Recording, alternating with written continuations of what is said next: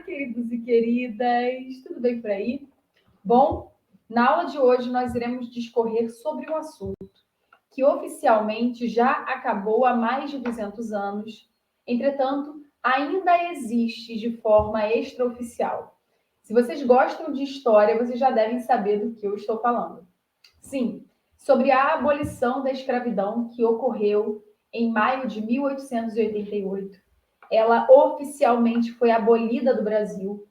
Entretanto, em diversos estados brasileiros, essa escravidão ela ainda existe, através da denominação trabalho análogo à escravidão, ou escravidão moderna. Não existe somente no Brasil, que foi condicionado durante muitos séculos a esse tipo de trabalho compulsório.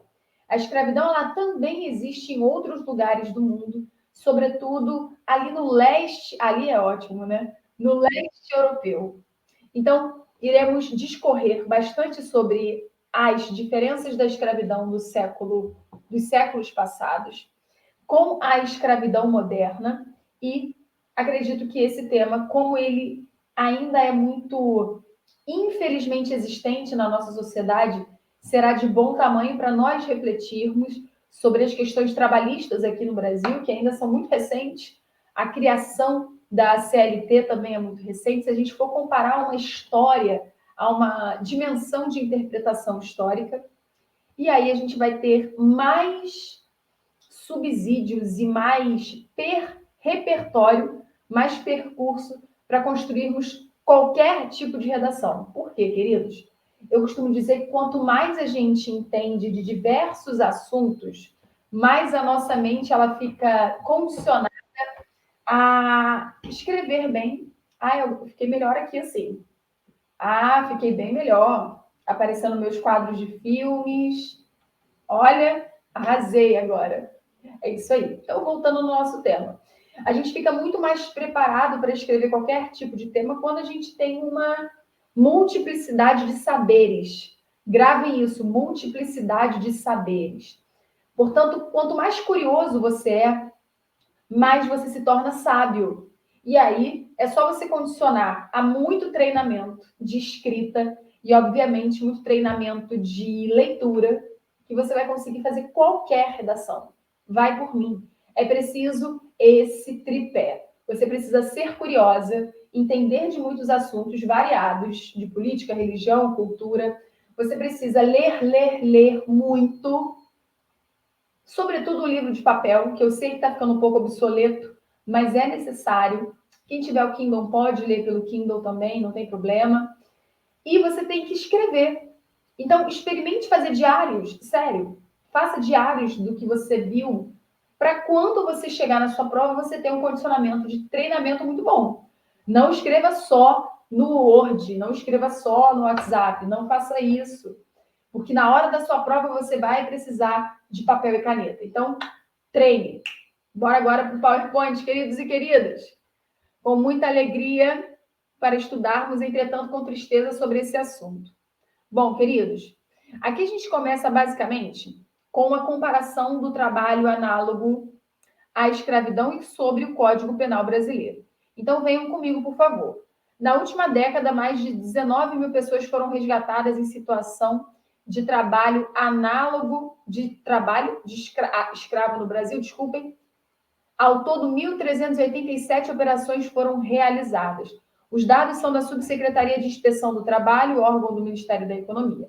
Como se caracteriza o trabalho análogo à escravidão? Por que existe ainda o trabalho análogo à escravidão no Brasil? Vamos responder essas duas perguntas. Como se caracteriza esse trabalho? O escravo moderno, ele é geralmente cooptado da sua região, do lugar onde ele mora, e ele é levado para outra região e lá ele é roubado com os seus documentos. Os seus documentos são roubados, melhor elaborando a frase. Então, por exemplo, vamos supor que ele saiu da Bahia, saiu de Salvador e vai para o interior de Goiás. Quando ele chega nessa fazenda do interior de Goiás, o material dele, o documento dele é todo pego pelas pessoas que já entendem sobre esse tráfico de pessoas. Então, ele fica sem ter como provar que ele está vivo, ele fica já dependente financeiramente do lugar, porque ele chega lá devendo. Então, ele tem que pagar a estadia dele, a comida, os itens de higiene pessoal, quando isso existe. Então, existem muitas similaridades com a escravidão do século XVI, XVII, XVIII, porque o africano ele também era captado da sua terra natal, ele chegava aqui, ele era descaracterizado, ele sofria com falta de higiene, ele não recebia nada.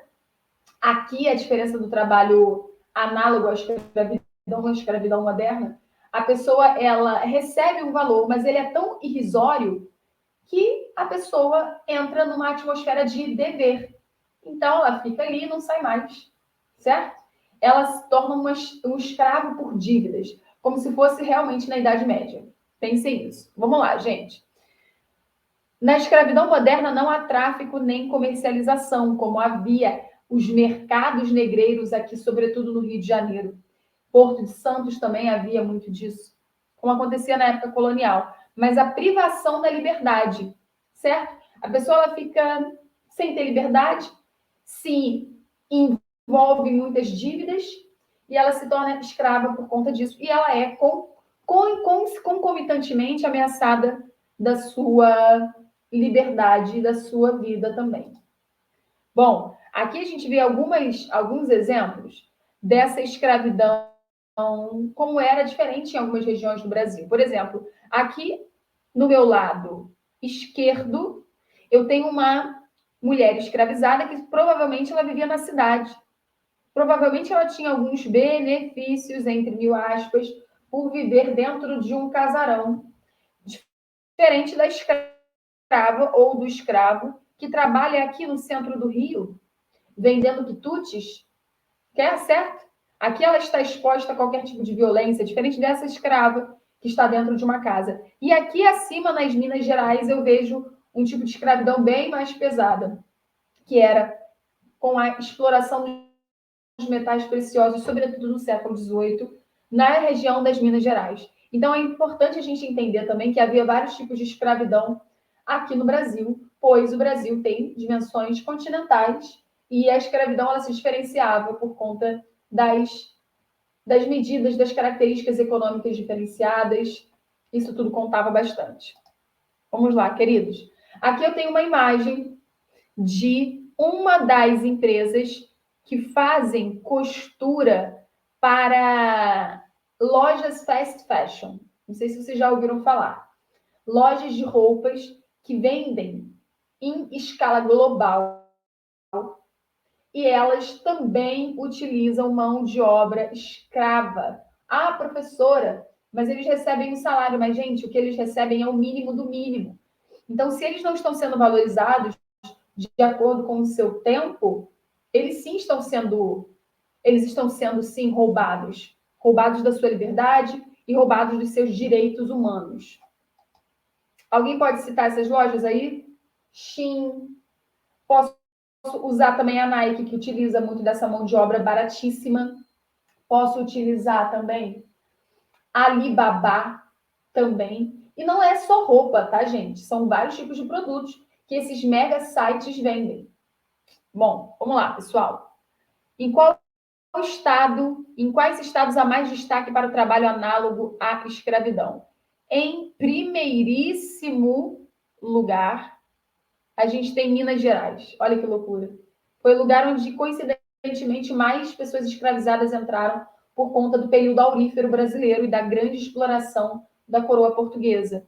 Em segundo lugar, temos Alagoas. Terceiro, Goiás. Quarto, Pará. Depois, São Paulo. Tem noção disso? Podem tirar um print dessa tela, por favor. O estado de Minas foi o que mais registrou pessoas resgatadas nessa última década. Seguido por Pará, São Paulo, as atividades mais comuns foram criação de bovinos para corte, construção de edifícios e cultivo de café. E aí vocês vão me perguntar, professora, os imigrantes que vêm aqui para o Brasil, eles sofrem com esse tipo de captação? Com certeza. Eles estão muito também à margem da vulnerabilidade por não estarem no seu local de origem. Bom, para Fred Firmiano, da direção estadual do Movimento dos Trabalhadores Rurais Sem Terra de São Paulo. Historicamente, o trabalho rural é precarizado. O que significa um trabalho precarizado?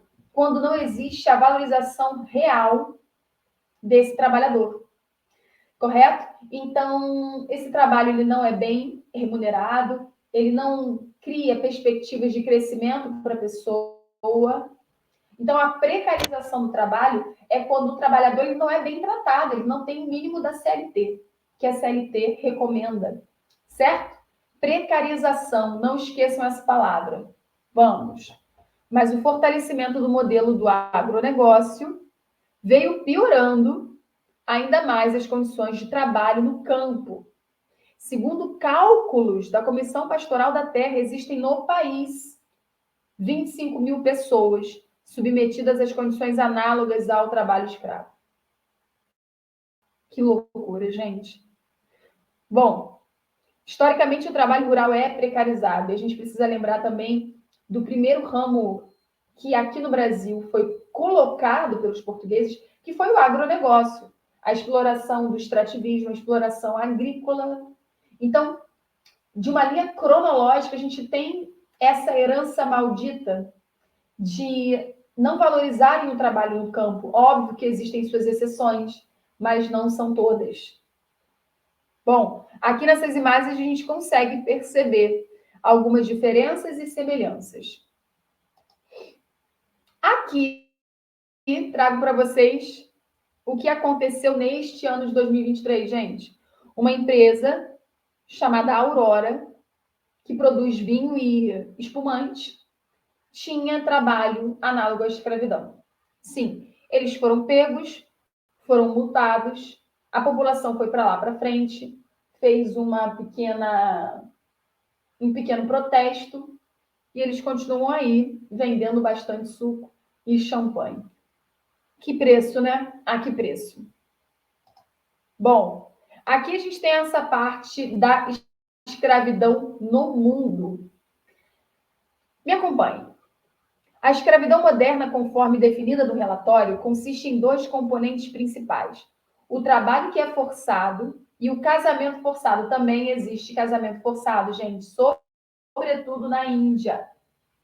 Ambos se referem a situações de exploração. Sim, quando a pessoa é obrigada a casar-se, ela também vai viver sobre uma estrutura de mandonismo dentro do seu lar.